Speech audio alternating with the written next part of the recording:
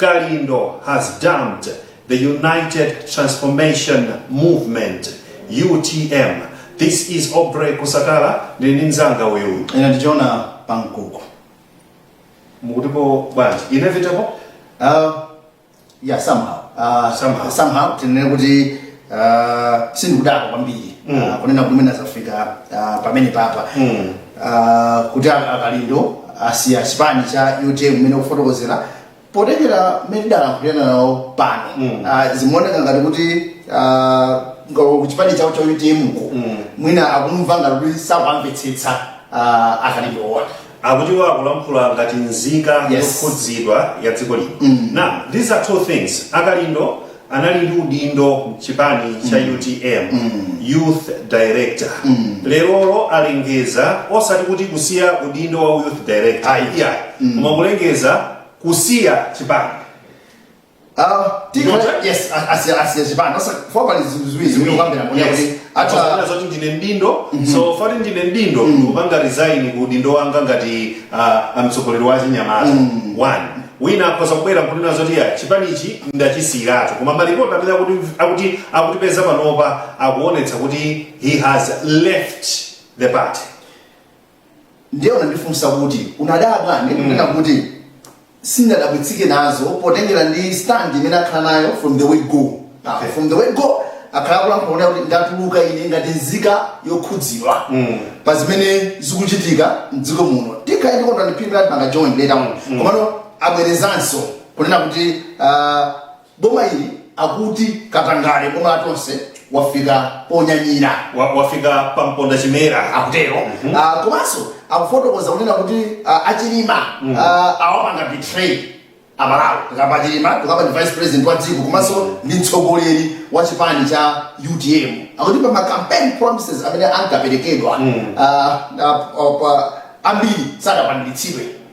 Chinthu china wakamba zakuti boma ili nkhani yokhuzana ndi tsankho ndakuti atengera mchitidwe wa chipani chija cha Democratic Progressive akuti ku State House kwa nkhano ngati kuti nzakubanja akungolembana apabanja ukhaokha. That's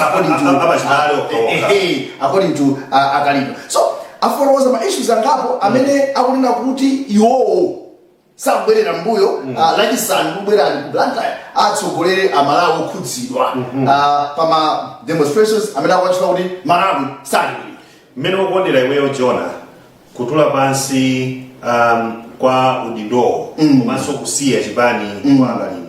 Ukuona ngati kwabwera chifukwa cha zomwe zachitika kuti UTM anatulutsa chibaluwa chicha kuti akanakhala osachitulutsa iwo akanakhala bemene.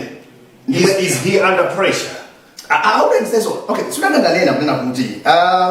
we are yet to experience more drama, if you ask me. Ndikumathakuona even kuchoka kwa Kalindo tione drama ina ikuchitika tione na sewero lina ifeyo mukuona so wina akutulukaso. Okay, I'll tell you this thing. The fact kuti ma issues ena amene akapanga reza Kalindo they are genuine issues tinerezoona kuti dziko lino zina zaima kubomapo akuvomerezanso kuti absolutely zinthu sizibwino. Okay, so utatuone olo muchipani cha UTM tisa akamba yo kuti sikuti I'm frustrated because of personal benefits kulibe komano because of the sufferings of Malawians. So mwachidziwikire mu UTM kukhale nanya achinyamata amene nawonso atawatsatira Kalindo. Zimenezo zotheka. Chabwino, tili ndi wathu Kondwani Phiri amene anapita nawo ku press conference imeneyi yomwe Kalindo ndi anzawo anachititsa. Kondwani, timafuna ungotiuza kumeneko timapanga debate zinthu ziwiri. Kalindo asiya udindo ku UTM kapena achoka ku UTM kwenikweni ndi chiti? Don Kalindo alengeza kuti achoka ngati kuchipani apanga resign kuchipani cha UTM. Niwa kunena kuti anthu ambiri amanena kuti mira udindo umene ali nawo ku UTM ndiochepa kwambiri komanso zionesero zimene akonza lachisanu kubwera ali akonza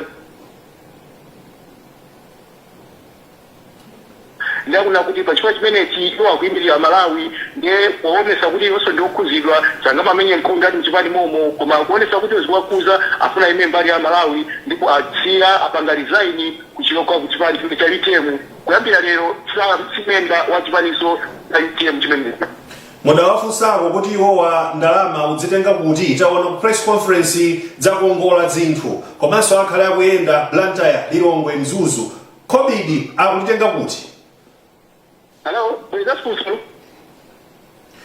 amene wandithu mzanga Kondwani sana ndimve pamenepa mwandimafuna kudziwa kuti ndalama akuyitenga kuti kwenikweni kuyendetsera zimenezi chifukwa mbuyo mwena amati akangati kuti is being sponsored by the same UTM koma lero ukalengeza kuti iya ndachokamo sindikufunanso nsandikhuze ndidzipanga za ine ndi Amalawi. A very brief background akalindowa mwina simulendo pakhani ngati izizi tikunenazo zokhangati wa activism chinene pano kunena kuti UTM idzichoka ku DPP nthawi imene achilimana vice president ku chipani chimenechi cha DPP maka mulamuli wa DPP yes akalinga naye munthu mmodzi woyambirira amadayambitsa kunena kuti kufukuta sizili bwino zinthu ife tikufuna kuti tisinthe utsogoleri nde adabwera ndazi zawo kumanena kuti no achilima chonde ife tikupempha Achinyamata kuti inu ndamene muti mukhale patsogolo nde tadzaona kuti after akalito timaza kuti Mike Alisa Mutharika nawonso akubwera apanga alamu akulu akalama kenaka tinaonanso Mike Patricia Kaliati ndi ena ali Lucy Ngalande ali Noel Masangwi amabwera kupapaka support that narrative imene akalindo adayambitsa mmene timacheza nawo mu program ya padera ya Face the Nation ndawafunsa kuti akalindo I hope mwaziyambazi sizija mudaziyambitsanso muli ku DPP yes kuti mufana muthawe kutonse alliance kuti mudzikapangano zina okay nde adalapa kuti amapanga maintain kuti ndato pamusabeka yoje ndabera ngati munthu komano what does this mean when that to be the question kuti chikutanthauzaji I wanted to ask you a similar question but in a different way UTM yaluza munthu ofunika ngati adafika powapatsa udindo wa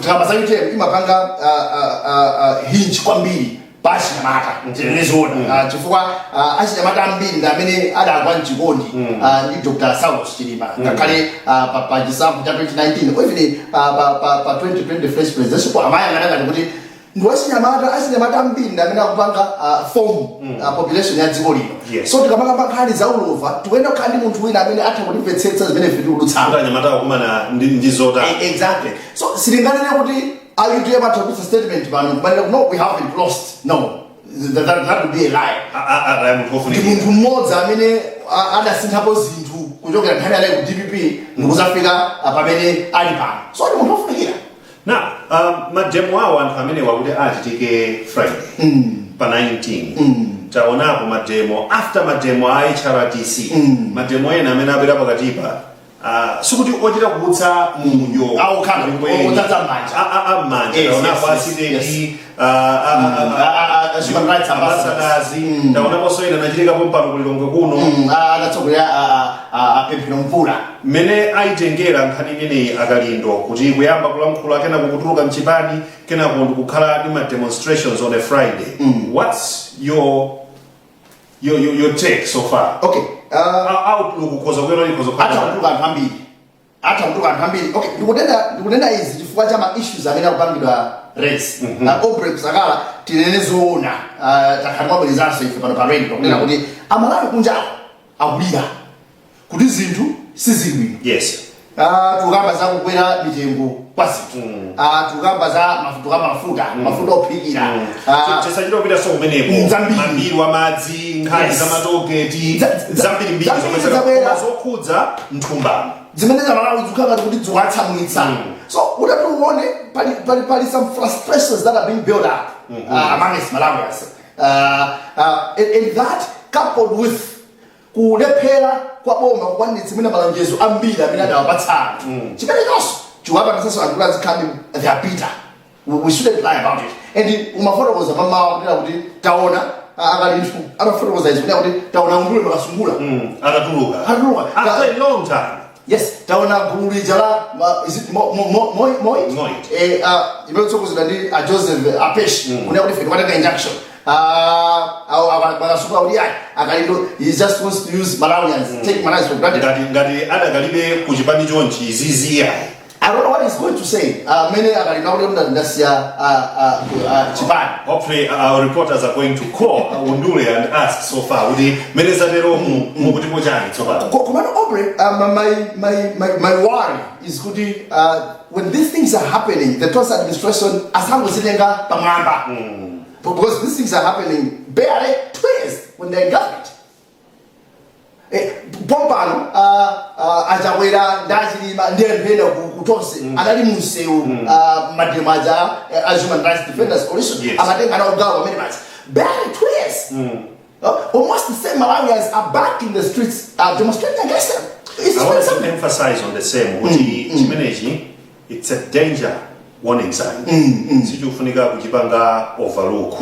Ndichofunika kuchionetsetsa ndikuona kuti tikhoza kutani kuti tikuonze kwa iwo amene ali mboma pakatalipa amene akulamulira. Definitely, ladies and gentlemen, this is a danger warning sign to the government. Akangwatenga akalindo kumala winiko boss I don't have. Yes, our winiko akupanga zamasewe. Trust me, they will realize when it's too late. Kuti zinthu sizili bwino. And ndamvaira kunena kuti issues of engagement manje anthu awo asanapita kunsewu akolepera kwapanga engage kuboma.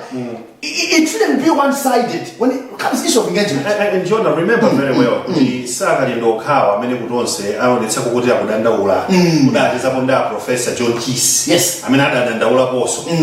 Nkhulupiriro okhawo enanso mkati mwawomo akufira. Even if you look at the 9 leaders in the Tosa, yes. Alibe voice. Kule mwina awachitsina zina ndizina. Komano akudziwa. Koma ngati muli nayo voice mufuna mulankhule tilipo bwerani kurenko mudzatuze kuti inu mukumva bwanji. Mukuchimva bwino kapena simukuchimva bwino. Ndi nthawi ya democracy, ndi nthawi yofuna kumasuka ndikufotokoza zinthu mene zikuyendera.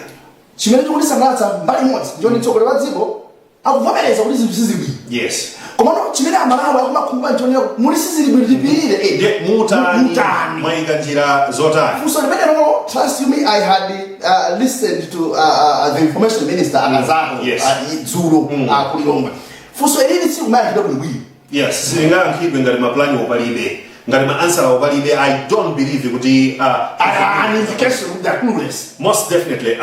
John, ngati president akumabwera ndonera kuti amalawi dzilimbireni mukhale odzidalira musamabe mphepemphe pirirani kaye but without explaining kuti popirirapo inuyo ngati boma mukupangapo chani because it's not right kungobwera kunena zoti tikuchitapo kanthu mutionetse ndithu plani yanuyo kuti ndi plani yotani mutionetse kuti 3 months muvutika chonchi tikuvutika chonchi funa tipange cushion easy after 3 months tibwere ndi system iyi yomwe itithandize kuti tioloke koma those things are not being explained zimene zikuonetseratu kuti kukhanga kuti planiyo palibe panopa iya much as DPP inasakaza zinthu zina dziko muno mene anali mboma kumana kuti mene zafikirapo kuti anthu azizozabe kutosa pazizozabe DPP it what makes imene tinachotsakali DPP inachoka inapita pano pali ena amene alipo fine and fair anatuza DPP inasokoneza IMF inabwera yatsimikizaso kuti amabodza ndi zina zonse komano from now onwards tipanga bwanji to fix our economy chimene chimene malawa kwenera kuuzidwa tipirira kwa nthawi yaitali bwanji komanso pali njira za mtundu wanji zoti tivukire mu nsinga zimenezi takati kunena kuti nthawi iyo pamene wauzo ndi alindo amene waza amene kuti apirire even our leaders, the ministers, MPs, the vice president, the president, they have to apparently audit their lifestyles. Very true. We were here to discuss the resignation of Bon Kalindo from the United Transformation Movement, UTM, effective this morning. The press conference was happening in Blantyre. Our reporter, Kondwani Piri, was there. He will be giving us more details as the story unfolds, etc. Tanzigan Tizibida, shortly we have our bulletin. ina ndi Jonah Pankoko makomanonse. Ine dzina langa ndi Obre kusakala kuthokozeni kuti mumaonera Rainbow TV, pitirizani kuonera kuti mumve tchutchutchu komanso zoonadi zenizeni za momwe zinthu zikuyendera mdziko muno. The moment of truth is here. Bye bye.